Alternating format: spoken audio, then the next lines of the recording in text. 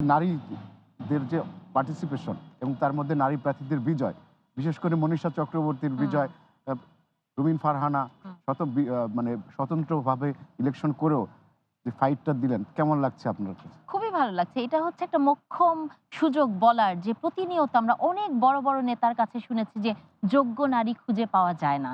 যে কারণে তারা 5% পূরণ করতে পারে না। কিন্তু যোগ্য নারী খোঁজার জন্য একটি চোখ লাগে, এবং নারীকে যদি আপনি সত্যিই খোঁজেন এবং নারীর যে ক্ষমতায়ন বা নারীর যে লিডারশিপ সেটা গ্রহণ করার মানসিকতা যদি আপনার থাকে, নারী জিতবেই। এটাতে আমি আসলে খুব সারপ্রাইজ না।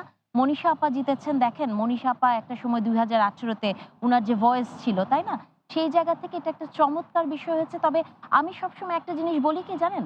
যে যতই আপনি নারী নেতৃত্ব নিয়ে কথা বলেন, যতই বলেন যে নারী টপে যেতে পারবে না, আমির হতে পারবে না, কিন্তু নারী আসলে সবই হতে পারে। এবং এটা আমি মনে করি আজকে বাংলাদেশের নারীরা যে ভোটটি দিয়েছে, এই পার্সেন্টেজেও আপনি দেখবেন, সেই জায়গা থেকে এটিই প্রমাণ করে যে বাংলাদেশের নারীরা এখনো বিশ্বাস করে যে তারা ক্ষমতার সব জায়গায় যেতে পারে। এবং সেই জায়গাটাতে আমি আবারও বলতে চাই, যে কথাগুলো ক্রমাগতভাবে বলে গেছি, যে নারীর নেতৃত্ব একটি অভ্যাসের ব্যাপার, নারী নেতৃত্ব একটি প্রসেস, এবং পুরুষতান্ত্রিক সমাজে এই হেজেমনিক মাস্কুলিনিটিতে নারীর নেতৃত্বকে গ্রহণ করার মানসিকতা একমাত্র এই মুহূর্তে যারা ইলেকশন করেছে জাতীয়তাবাদী দলের আছে। এবং সেই জাতীয়তাবাদী দল, কারণ দেখেন আওয়ামী লীগেরও ছিল, তাদের নারী নেত্রী ছিলেন। সো নারী নেতৃত্ব এমন না যে আকাশ থেকে টুপ করে পড়বে আর আপনি মেনে নিবেন।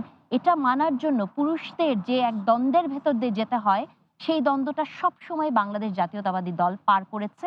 এবং আমি বিশ্বাস করি তারা হয়তো 5% দিতে পারে নাই, কিন্তু এটি একটি চলমান প্রক্রিয়া এবং তাদের হাত দিয়ে এটি আসবে।